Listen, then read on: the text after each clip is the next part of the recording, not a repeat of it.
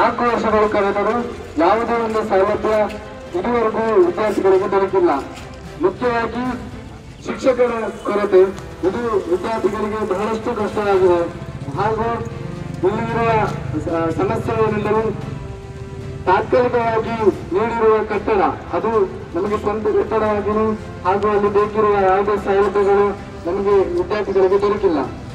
ಈ ಮನವಿಗಳನ್ನು ಈಗಲೇ ಸರ್ಕಾರದ ಅಧಿಕಾರಿಗಳಿಗೆ ನಾವು ಮನವಿ ಮುಖಾಂತರ ನೀಡಿದ್ದೇವೆ. ಆದರೆ ಯಾವುದೇ ಒಂದು ಸ್ಪಂದನೆ ಈವರೆಗೂ ಬಂದಿಲ್ಲ.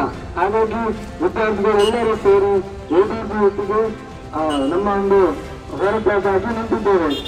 ಉಡುಪಿ ಜಿಲ್ಲೆಗೆ ಇರುವ ಏಕೈಕ BSc ನರ್ಸಿಂಗ್ ಕಾಲೇಜ್ ಇದಾಗಿದ್ದು ಯಾವುದೇ ಒಂದು ವ್ಯವಸ್ಥೆಗಳನ್ನು ಇದುವರೆಗೂ 4 ವರ್ಷಗಳಾದರೂ ಸಿಗದಿರುವುದು ಒಂದು ದುರ್ಭಾಗ್ಯ ಎಂದು ಹೇಳ್ಬೋದು. 144 ವಿದ್ಯಾರ್ಥಿಗಳು ಉಳಿದ್ದು ಇವರ ಭವಿಷ್ಯದ ಚಿಂತೆ ಇದು ಕಾಡುತ್ತಿದೆ.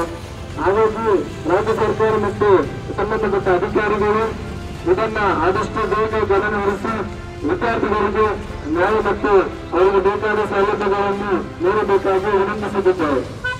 ಉಡುಪಿ ಜಿಲ್ಲೆಯಲ್ಲಿ ಮಾತ್ರವಲ್ಲ, ಇಡೀ ದಕ್ಷಿಣ ಕನ್ನಡದಲ್ಲಿ ಒಂದು ಸರ್ಕಾರಿ BSc ನರ್ಸಿಂಗ್ ಕಾಲೇಜ್ ಇರುವಂತದ್ದು ಕಾರ್ಕಳ ತಾಲೂಕಿನಲ್ಲಿ ಅದೊಂದು ಹೆಮ್ಮೆಯ ವಿಷಯ. ಆದ್ರೆ ಪ್ರಸ್ತುತ ಒಂದು ಕಾಲಘಟ್ಟದಲ್ಲಿ ನಾವು ಆ ಕಾಲೇಜನ್ನು ನೋಡಿದಾಗ ಏನೋ ಒಂದು ಶಾಪಗ್ರಸ್ತ ಕಾಲೇಜಿನಾಗಿ ಕಾಣ್ತದೆ. ಯಾಕಂದ್ರೆ 4 ವರ್ಷಗಳಲ್ಲಿ ಹಲವಾರು ವಿದ್ಯಾರ್ಥಿಗಳು ಬೇರೆ ಬೇರೆ ಜಿಲ್ಲೆಗಳಿಂದ ಬೇರೆ ಬೇರೆ ರಾಜ್ಯಗಳಿಂದ ಈ ಕಾಲೇಜಿಗೆ ತನ್ನ ವಿದ್ಯಾಭ್ಯಾಸವನ್ನು ಮಾಡಲಿಕ್ಕೆ ಬರ್ತಾರೆ. ಆದ್ರೆ ಪ್ರಾರಂಭದಲ್ಲಿ ತಾತ್ಕಾಲಿಕವಾದ ಇರುವಂತಹ ಈ ಕಾಲೇಜ್ ಅಂತ ಹೇಳಿಕೊಂಡು ಇಲ್ಲಿಯವರೆಗೆ 4 ವರ್ಷಗಳವರೆಗೆ ಯಾವುದೇ ಒಂದು ರಾಜಕೀಯ ವ್ಯಕ್ತಿಗಳಿರಲಿ ಅಲ್ಲ ಅಧಿಕಾರಿಗಳಿರಲಿ ಯಾವುದೇ ಒಂದು ರೀತಿಯ ಒಂದು ವ್ಯವಸ್ಥೆಯನ್ನು ಮಾಡಿಕೊಳ್ಳಲು ವಿಫಲವಾಗಿದ್ದಾರೆ. ಇದು ಬಹಳಷ್ಟು ಒಂದು ಶೋಚನೀಯ ಸಂಗತಿಯಾಗಿದೆ. ಸಂಬಂಧಪಟ್ಟಂತ ಅಧಿಕಾರಿಗಳಿಗೆ ತಹಶೀಲ್ದಾರ್ ಇರ್ಬೋದು, ಜಿಲ್ಲಾಧಿಕಾರಿಗಳಿರ್ಬೋದು, ಅಥವಾ ರಾಜ್ಯಪಾಲರಿರ್ಬೋದು, ಮಂತ್ರಿಮಂಡಲಿಗಳಿರ್ಬೋದು, ಅಥವಾ ಶಾಸಕರಿರ್ಬೋದು, ಶಾಸಕರು ಈ ವಿಷಯವನ್ನ ಆಲ್ರೆಡಿ ವಿಧಾನಸೌಧದಲ್ಲಿ ಚರ್ಚೆಗೆ ಇಟ್ಟಾಗಿದೆ. ಆದ್ರೂ ಸಹ ಯಾತಕ್ಕಾಗಿ ಈ ವಿಷಯ ಸಾರ್ಟ್ ಆಗ್ತಿಲ್ಲ? ಈ ರಾಜಕೀಯ ಮಾಡಬೇಕೆಂದಿದ್ರೆ ವಿದ್ಯಾರ್ಥಿ ಜೀವನದೊಳಗೆ ರಾಜಕೀಯ ಮಾಡುವಂತ ಅವಶ್ಯಕತೆ ಇಲ್ಲ. ಇದನ್ನು ನಾವು ನೇರವಾಗಿ ಹೇಳಿಕ್ಕೆ ಇಷ್ಟಪಡ್ತೇವೆ. ಅಂತ ಹೇಳಿದ್ರೆ ಈಗಾಗಲೇ ನಾವು ಮನೆಗಳನ್ನು ಕಟ್ಟಾಗಿದೆ. ಈವಾಗ ನಾವು ಪ್ರತಿಭಟನೆಗೆ ಇಳಿದಿದ್ದೇವೆ. ನಿಮ್ಮಲ್ಲಿ ಒಂದು ಕಲಾಕಲಿ ವಿನಂತಿ ಏನ್ ಹೇಳಿದ್ರೆ, ಇಷ್ಟು ದಿವಸ ನಾವು ತಾಳ್ಮೆಯಿಂದ ಇದ್ದ ಬದಲಿಗೆ ಮನೆಯನ್ನು ಕೊಟ್ಟು ಬಂದಿವಿ, ರಾಜ್ಯಪಾಲರಿಂದ ಮನೆಯನ್ನು ಕೊಟ್ಟಿದ್ದೇವೆ. ಅಲ್ಲಿ ಯಾವುದೇ ರೀತಿಯ ಒಂದು ಕಾರ್ಯ ರೂಪಕ್ಕೆ ಯಾವುದೇ ಕೆಲಸಗಳು ಬರಲಿಲ್ಲ.